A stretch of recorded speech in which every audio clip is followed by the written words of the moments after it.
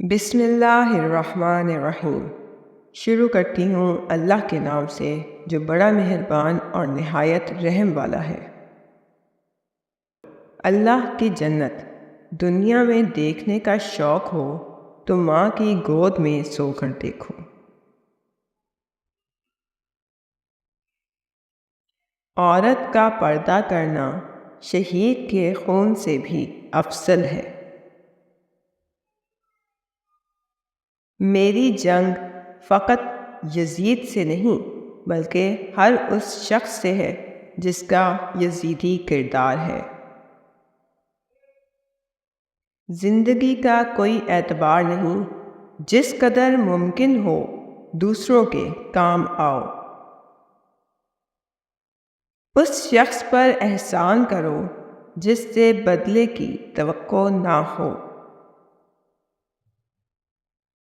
اس چیز کے در پہ نہ ہو جسے تم حاصل نہیں کر سکتے یا سمجھ نہیں سکتے۔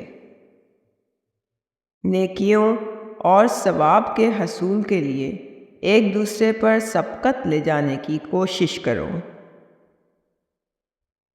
جنت سے زیادہ نماز عزیز ہے، کیونکہ جنت میری رضا ہے اور نماز میرے رب کی رضا ہے۔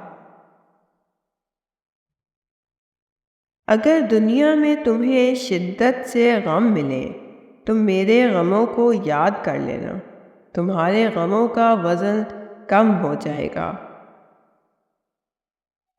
بہت سارے مقامات پر خاموشی بہترین مددگار ہے، اگرچہ تم بہترین بولنے والے ہی کیوں نہ ہو۔ جو تمہیں دوست رکھتا ہے وہ برائی سے روکے گا، اور جو تمہیں دشمن رکھے گا وہ برائی پر ابھارے گا۔ خدا پر بھروسہ کرو جو تمہارے نافرمانی کے باوجود تمہارا رزق بند نہیں کرتا۔ مومن وہ نہیں جس کی محفل پاک ہو، بلکہ مومن وہ ہے جس کی تنہائی پاک ہو۔ روزانہ کچھ وقت اپنی ماں کے ساتھ بیٹھ کر گزارا کرو، کیونکہ کل قیامت کے روز یہ وقت تمہاری مغفرت کا ذریعہ بنے گا۔ اعلیٰ درجے کا معاف کرنے والا وہ ہے جو انتقام پر قدرت رکھنے کے باوجود بھی عفو درگزر سے کام لے۔ جو شخص اپنی موت میں تاخیر چاہتا ہو اور چاہتا ہو کہ اس کے رزق میں اضافہ ہو تو اسے چاہیے کہ وہ صلہ رحمی کرے۔ اگر لوگ تم سے امیدیں وابستہ رکھتے ہیں تو یہ تم پر خدا کے فضل کی دلیل ہے۔ مال یا جان چلے جانا نقصان نہیں، انسان کا سب سے بڑا نقصان کسی کی نظر سے گر جانا ہے۔